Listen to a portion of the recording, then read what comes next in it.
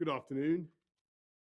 I want to begin by answering the big question that people have been asking in the last 48 hours, and that is this government asking you, the people, the public, to do one thing, while senior people here in government do something else? Have we been asking you to make sacrifices to obey social distancing, stay at home, while some people have been basically flouting those rules and endangering lives? And it's because I take this matter so seriously, and frankly, it is so serious, that I can tell you today I've had extensive face-to-face conversations with Dominic Cummings, and I've concluded that in traveling to find the right kind of childcare, at the moment when both he and his wife were about to be incapacitated by coronavirus, and when he had no alternative, I think he followed the instincts of every father and every parent, and I do not mark him down for that. And though there have been many other allegations about what happened when he was in self-isolation and thereafter, some of them palpably false, I believe that in every respect, he has acted responsibly and legally and with integrity, and with the overwhelming aim of stopping the spread of the virus and saving lives. And I stress this fundamental aim because it's thanks to this country's collective resolve in achieving that aim that we continue to make progress. So let me give you today's figures. 3,458,905 tests for coronavirus have now been carried out in the UK, including 110,401 tests carried out yesterday. 259,559 people have tested positive, and that's an increase of 2,409 cases since yesterday. Smaller increase than we were seeing over the last few weeks. 8,951 people are in hospital with COVID-19 in the UK, down 11% from 10,085 this time last week. And sadly, of those tested positive for coronavirus across all settings, 36,793 have now died. That's an increase of 118 fatalities since yesterday. And each of those fatalities represents a family in mourning, the grief of friends and relatives. And as we mourn them, we resolve again to beat this virus and get our country back on its feet. And we can and we will. 2 weeks ago, I set out the government's roadmap to begin easing the measures we put in place to control the spread of coronavirus. I said that we would do so in a safe and controlled way, based on our assessment of progress against the 5 tests we set for adjusting the lockdown. We're going to set out that assessment in detail in the coming days. But today, I can confirm that I do believe we will be in a position to move to step 2 of our plan. As part of step 2, we set out plans for a phased reopening of schools, because the education of our children is crucial for their welfare, their health, for their long-term future, and for social justice. And so, in line with the approach being taken in many other countries, we want to start getting our children back into the classroom in a way that is as manageable and as safe as possible. So we said we would begin with early years settings and reception, year 1 and year 6 in primary schools. Early years reception, year 1 and year 6. And today, I can announce that it is our intention to go ahead with that as planned on June the 1st, a week on Monday.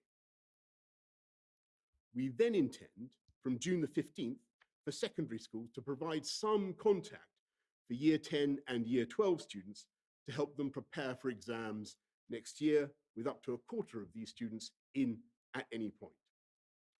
And by opening schools to more pupils in this limited way, we're taking a deliberately cautious approach. And this comes after a constructive period of consultation with schools, teachers, and unions, led by the Education Secretary, Gavin Williamson. I want to thank all the teachers, education, childcare staff who have stepped up to the challenge and kept schools open throughout this crisis. The Department for Education will engage with teaching unions, local authorities, and school leaders in the coming days, giving them an opportunity to ask questions and probe the evidence behind our plans. And the final decision will be taken as part of the formal review into lockdown measures which the law requires us to undertake by Thursday. We will, of course, continue to consider all the evidence as we said we would do, and we will continue to work hard with those bodies over the course of the coming week. But I think it is important for us to be clear about the government's intentions now, so that teachers and parents can plan in earnest for schools to reopen a week on Monday. Now, I acknowledge that a June the 1st opening may not be possible for all schools, but the government will continue to support and work with the sector to ensure that any schools experiencing difficulties are able to open more widely as soon as possible. Detailed guidance has been published by the Department for Education on how schools can open in a way that is safe for children, teachers, and parents. While, of course, we recognise that full social distancing may not be possible, especially when teaching young children, our guidance sets out a range of protective measures to keep children and staff safe.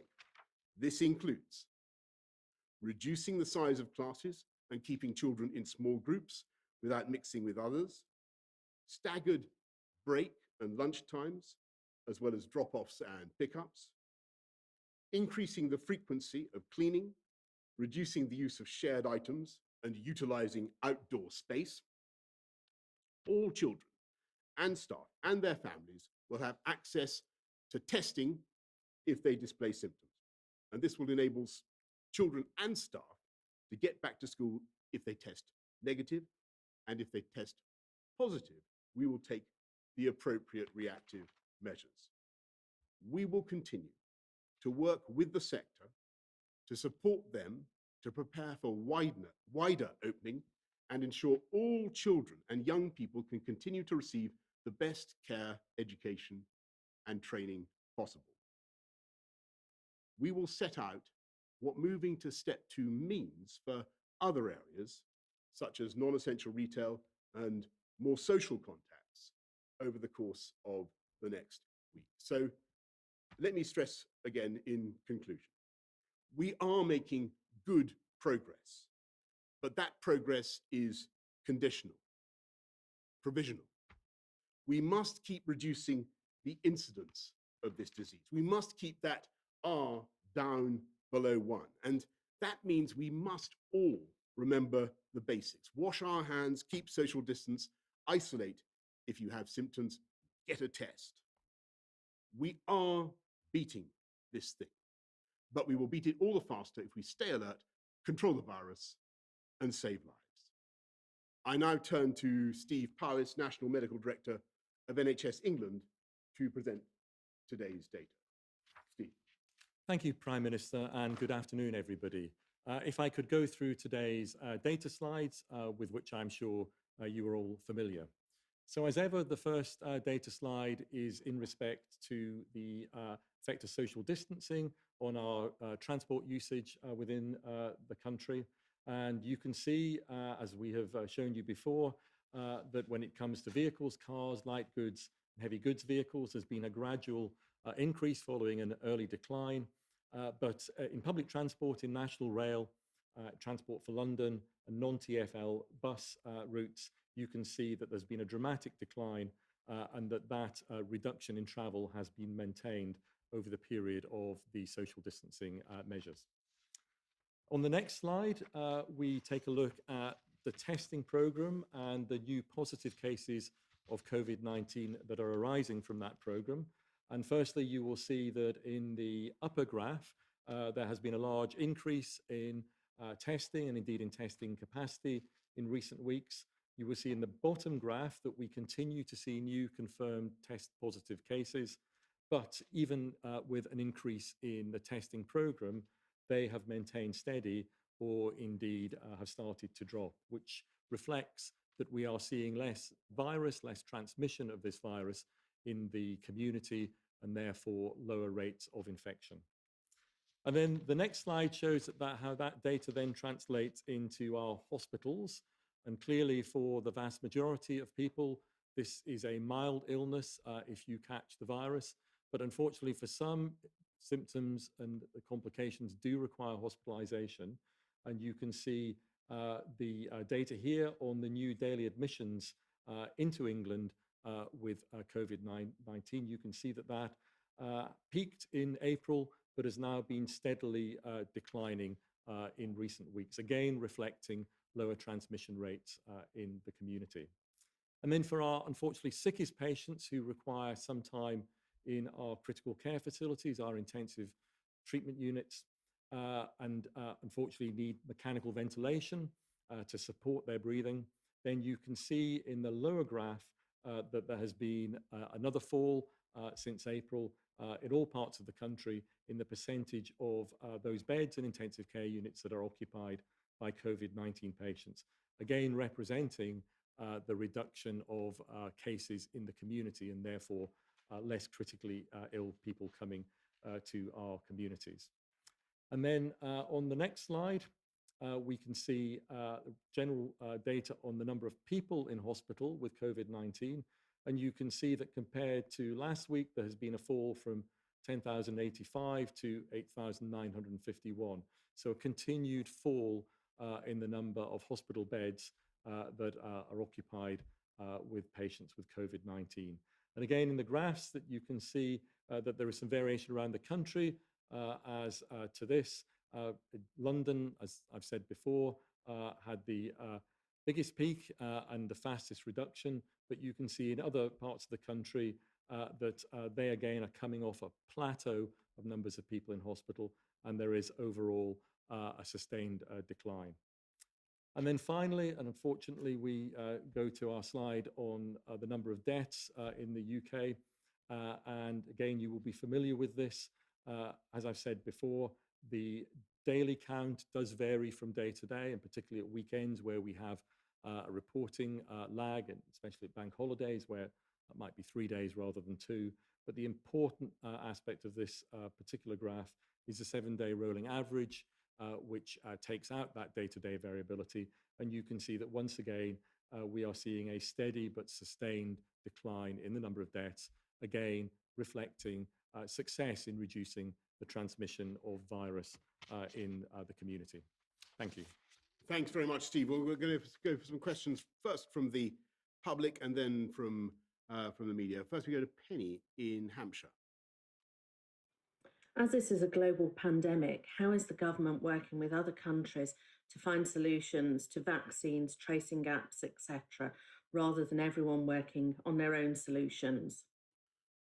Well, thanks. I'll ask Steve to comment on that as well. But Penny, thank you very much for that question, because I do think one of the most depressing things about the way the epidemic ripped through the world was that there was a kind of a devil take the hindmost approach amongst so many countries that scrabbled to get their own share of very scarce resources such as PPE, personal protective equipment, or enzymes for testing. And a real fight took place across the world as we tried to protect our own populations. And you could see that this was something that was a global problem, Penny, as you rightly say, a global pandemic that produced everywhere a national response. And we in this government want to see a much more international approach. We want to see the nations of the earth coming together to produce the long-term solutions, particularly in vaccines. And that's why on June the 4th, the UK is holding a big summit. I mean, we've got huge numbers of countries participating that are going to pledge very, very considerable sums, we hope, into finding a vaccine. Different people have different levels of optimism about whether Jenny will get a vaccine this year, next year. but I'm hearing more and more signs of confidence about our ability to do it. And I certainly think that we'll do it all the faster if we collaborate across countries and across scientific communities. So the UK is definitely leading in that effort. Steve, any yes, so thank you, Penny. So of course, science is a global endeavor.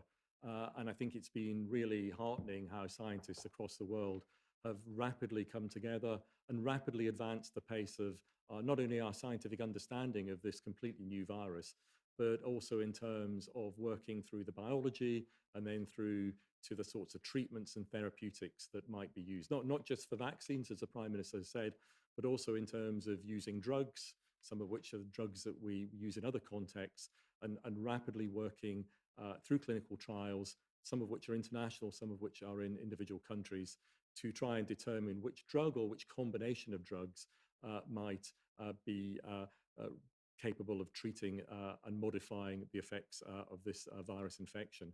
So, as I've said before, I think it's remarkable how quickly science has progressed, but there are still challenges ahead, and we don't underestimate the amount of new science that we need to learn and the challenges in such as vaccine development, but I can be confident that that will be a global effort. And of course, the UK is very strong in life sciences. We have a long history of science, and particularly biological science, very strong universities, and they will be contributing to the global effort. Thanks very much, Penny. Thanks, Steve. Can we go to Kate from Woking?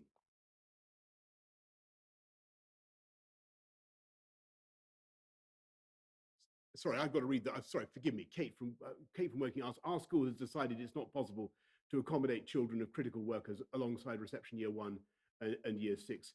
Will the government, teachers' unions and head teachers work together to find a plan that will provide for all children at home or in school in September?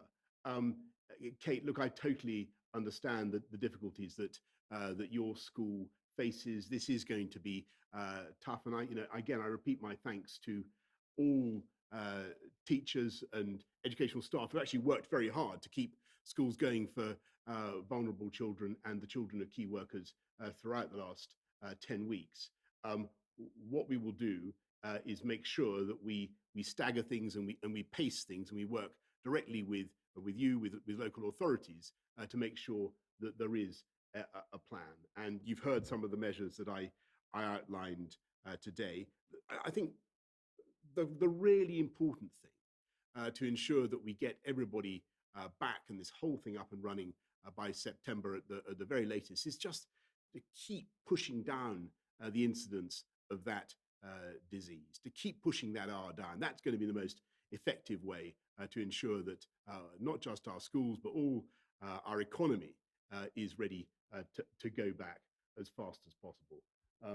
Steve, anything you want to add on that? The only thing I would add, Kate, is just on behalf of all my colleagues, the staff in the NHS who've worked so magnificently through this surge in the virus, how grateful everybody is to our colleagues in schools, to school teachers, and those that work in schools for keeping the children of our staff safe at school and to continue schooling during the last few months. Everybody's very grateful. It's been absolutely critical. So thank you. Could we go to the media now, please? Ian Watson from the BBC. Ian. I think you need to unmute Ian.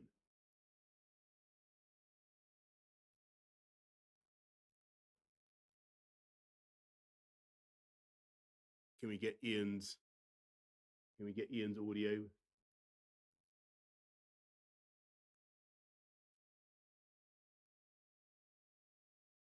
I can kind of lip read, but I think we're going to need to.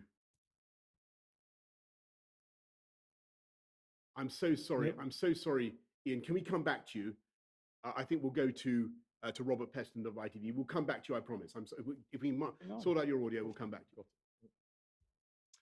Hello. Robert. Disaster. Hello, Prime Minister. Hello, Professor Paris. Good to see you both. The simple agreed facts in this case are that excuse me, Dominic Cummings, in a prima facie sense, breached three. Hello, can you not hear me? No, I can hear you well. Keep going. Oh, sorry.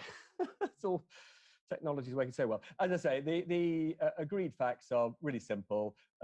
Dominic Cummings, your aide, in a prima facie sense, breached three of the lockdown rules. He left the house when somebody was living with had coronavirus symptoms.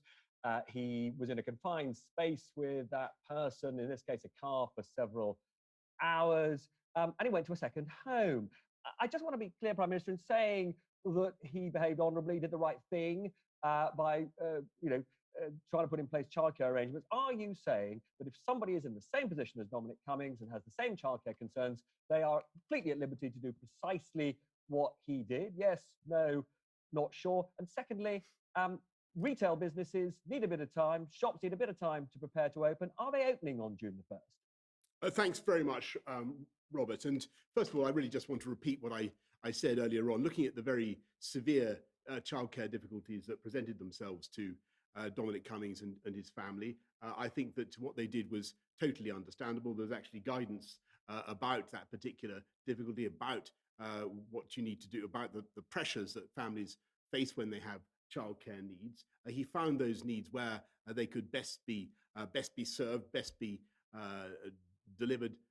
And yes, that did involve travel. But I have to say, I think that looking at the situation, I think any father, any parent would frankly understand what he did. And I certainly do. And I spent a long time talking to him about it today. And on your point about the future and June the 1st, well, all I can say, Robert, is watch this space. You will have heard me say what I've said. We remain firmly on that roadmap, but we are proceeding in a way that is provisional, that is contingent, that is entirely dependent on our ability to continue to make the progress we are currently making in pushing that R down, defeating the virus. And you'll be hearing more about that in the next few days. Is Ian back? I think Ian, no, sorry, thank you. We'll come to Ian as soon as we can. We'll go to Gary Gibbon of Channel 4, please. Thank you, Prime Minister. I'm a bit puzzled. You've had this long chat with Dominic Cummings. You said he went where he could get childcare. I thought he's now saying he didn't receive any childcare, but did all the childcare himself. You say he drove up the road when he was about to be incapacitated. He didn't know that. He couldn't know that. Could he? And you say, more alarmingly, really, you say he was following instincts. The rest of the country was following rules, not instincts. Are we now all entitled to follow instincts? Where will that leave it when a tracer goes round to someone and says, well, you have COVID, I need you to isolate? Well, Gary, as I've said just now, the guidance makes it very clear that where you have particular childcare needs, that has got to be taken into account. And as I've said, I've looked very clear. I've seen a lot of stuff in the last few days about this episode of self-isolation by Mr. Cummings that does not seem to correspond remotely with reality. And as far as I can see, he stuck to the rules, and he acted legally and responsibly, and with the sole objective of avoiding such contact as would spread the virus. He got the virus probably in the train, in the car, didn't he? Well, his objective was to stop the spread of the virus, and he behaved in such a way as to do that. Can we have Charlie Cooper? No, we're going to go back. Sorry, thanks, Gary. We're going to go back to Ian Watson of the BBC.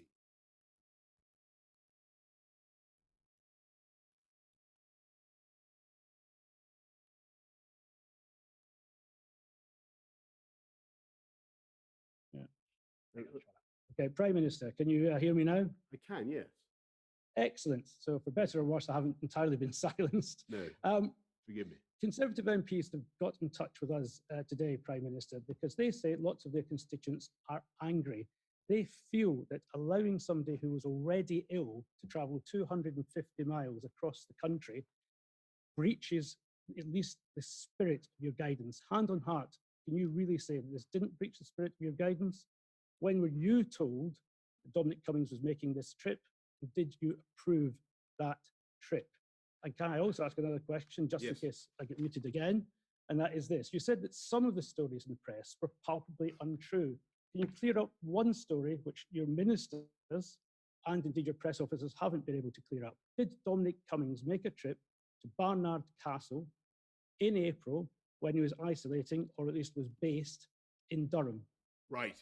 Well, Ian, what I can tell you is that I think when you look at the guidance, when you look at the particular childcare needs that Mr. Cummings faced at the time, it was reasonable of him to self-isolate, as he did for 14 days or more, with his family, where he did. And I think that was sensible and defensible, and I understand it. And as for all the other allegations, you know, again, I just repeat what I've said earlier on. I've looked at them carefully, and I'm content that at all times throughout his period in isolation, actually on both sides of that period, he behaved responsibly and correctly, and with an aim, with a view to defeating the virus and stopping the spread. But some Conservative MPs are saying, Prime Minister, that this defence that Dominic Cummings behaved responsibly, many of their constituents are angry about that. Yes, well, let me just say, as though they were irresponsible in not breaching guidelines and going somewhere close, perhaps to their family during this lockdown, and they feel insulted by that. So what would you like to say to their constituents? Because that's where the postbag is coming in. Of course, and I understand that. I understand that. Out at that kind of language.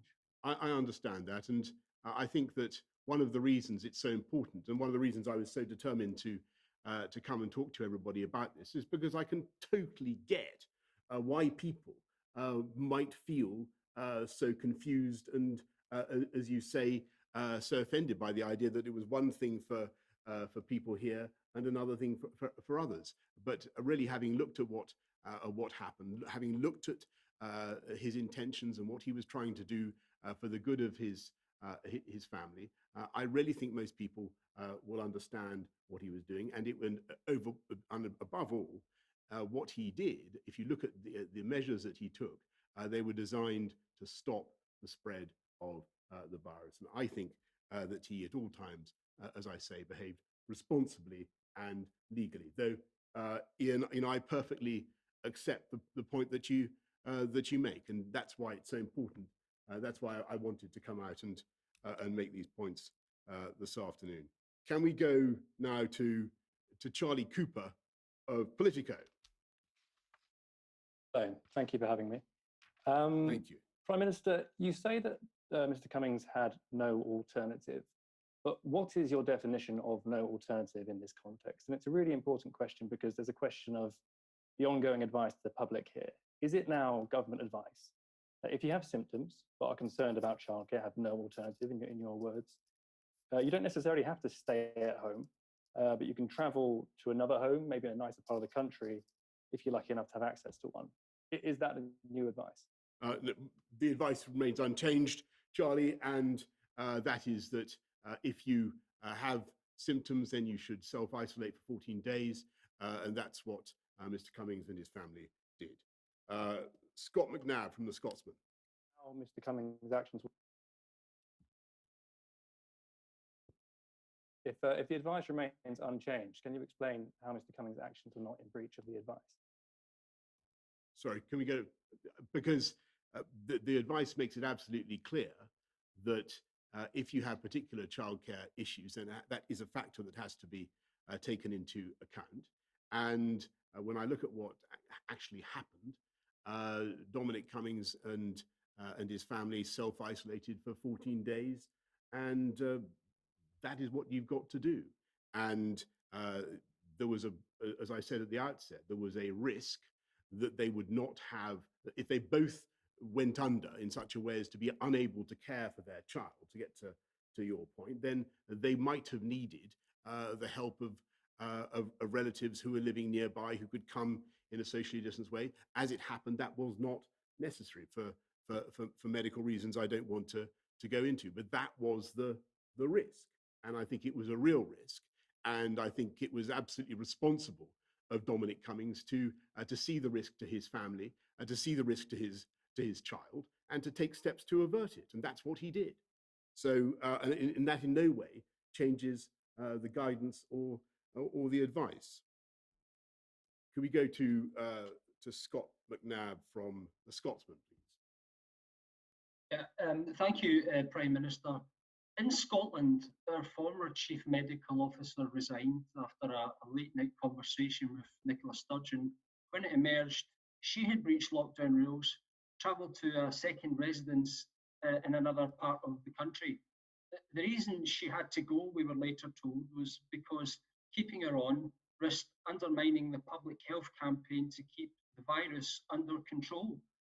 Is there not a real danger that if Mr. Cummings remains in place, people may choose to disregard these lockdown restrictions and so undermine the progress we've made so far in suppressing the virus? No, because the sharp distinction is that unlike the lady you mentioned, Mr. Cummings actually went into lockdown because he had symptoms, went into self-isolation for 14 days or more, and that is what you should do. And the particular circumstances of his isolation, as I've said now several times, were determined by the childcare needs of the family. Erin Lyons from the Oxford Mail. Good afternoon, Prime Minister, Professor Powis.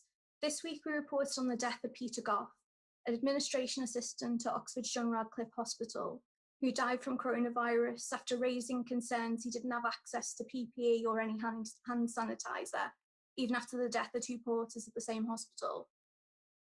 The managing trust has said it followed national guidance and no staff members who don't have direct contact with patients need PPE, but the family and friends believe he died unnecessarily and should have been better protected at work.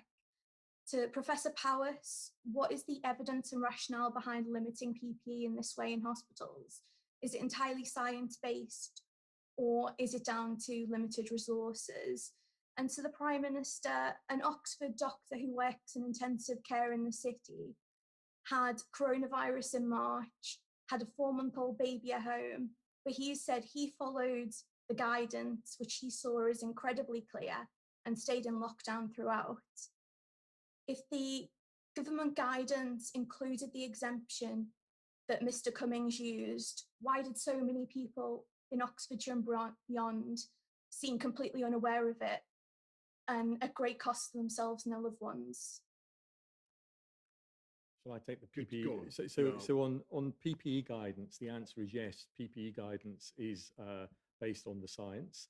The PPE guidance in the UK is developed by our experts at Public Health England, Public Health Scotland, and the other devolved administrations, and it closely follows the World Health Organization guidance as well. That guidance has been refreshed a couple of times since we learnt about this virus in January. The last time it was reviewed was now about a month ago. It was the weekend after Easter.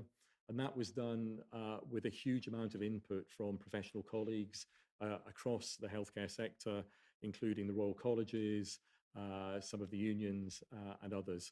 And there was a real consensus around the work on that.